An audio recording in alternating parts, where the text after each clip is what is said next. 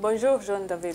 Bonjour Linette. Bonjour Jean-David. Bonjour Stéphane. Bienvenue sur le plateau. Merci et enchanté d'être en votre compagnie ce matin, une fois de plus. So what do you have for us today? De quoi nous parlez-vous aujourd'hui? Oui Linette, aujourd'hui nous allons parler de la République démocratique du Congo, un géant endormi dont le réveil, nous avons la conviction, sonnera également le réveil de l'Afrique.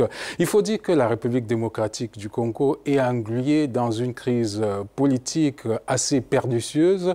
À cette crise politique est également venue se greffer une crise économique tout aussi pernicieuse et tentaculaire.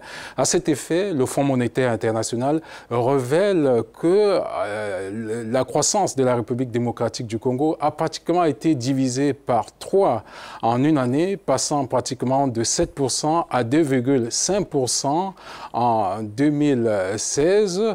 Et cela à cause de cette crise. Vous avez également constaté qu'en République démocratique du Congo, il y a eu une grève des médecins qui se plaignaient, n'est-ce pas, de la diminution drastique de leur pouvoir d'achat. Et le bas peuple ressent également cette crise-là. À cet égard, je vous invite à écouter le cri de cette commerçante de Bukavu. Ça, c'est à l'est de la République démocratique du Congo. Le taux de dollar nous tue, qu'on nous vienne en aide. Une mesure de farine qui coûtait 500 francs, aujourd'hui coûte 1000 francs.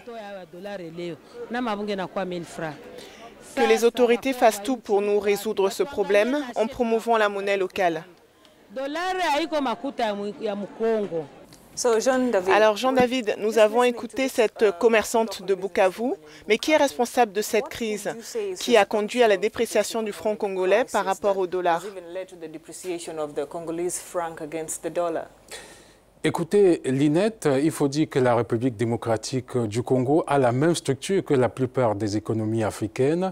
Eh bien, c'est une économie extravertie qui vit tout simplement en vendant les matières premières pour engranger les devises. Pour le cas de la République démocratique du Congo, c'est essentiellement du cuivre et du bois.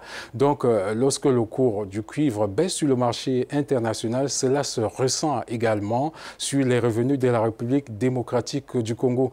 Et il faut également ajouter une deuxième chose, c'est-à-dire que la République démocratique du Congo est profondément dépendante de l'économie chinoise qui, pour le moment, a baissé en croissance, ce qui fait que les Chinois ne se ravitaillent plus suffisamment comme par le passé en République démocratique du Congo quant à ce qui concerne le cuivre. Donc voilà en quelque sorte ce qui peut expliquer la situation que l'on vit actuellement, Stéphane, et il faut dire, elle a atteint un stade assez inquiétant, il faut le dire. Absolument, Jean-David. Alors, que peuvent faire les autorités donc, de la RDC pour remédier à cette situation?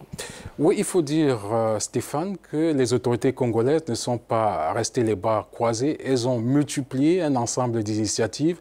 La dernière en date, c'est que l'ensemble des sociétés minières devraient expatrier 40% du fruit de la vente de leurs produits à l'étranger, rapatrier les devises parce que la République démocratique du Congo, il faut le dire, a besoin d'argent frais. À côté de cela, la RDC a sollicité le concours du FMI, une aide d'urgence. Je crois qu'une équipe du Fonds monétaire international, si le calendrier est respecté, devrait arriver en RDC en septembre prochain.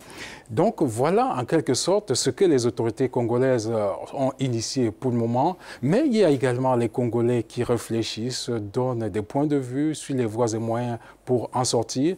À ce sujet, je vous invite à écouter les propositions d'un économiste congolais. Il s'appelle Idé Bakoulou. Je vous propose de l'écouter.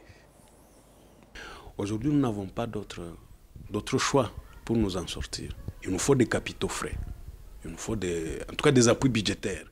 Mais de manière structurelle, il faut que nous diversifions. Il faut que nous commencions à produire. Parce que si nous ne produisons pas, ça veut dire que nous n'avons pas de devises. Les peu de devises que nous avons, nous les exportons. Chaque jour, si vous voyez comment les gens vont au Rwanda, à partir d'ici même, vous pouvez voir un vrai problème. Si vous voyez comment les gens vont au Rwanda chaque jour, ce sont des francs qu'ils amènent. Ils ne peuvent pas amener les francs congolais au Rwanda. Ils doivent changer cet argent. Fin de cette chronique consacrée à la situation économique de la RDC. Merci de l'avoir écoutée.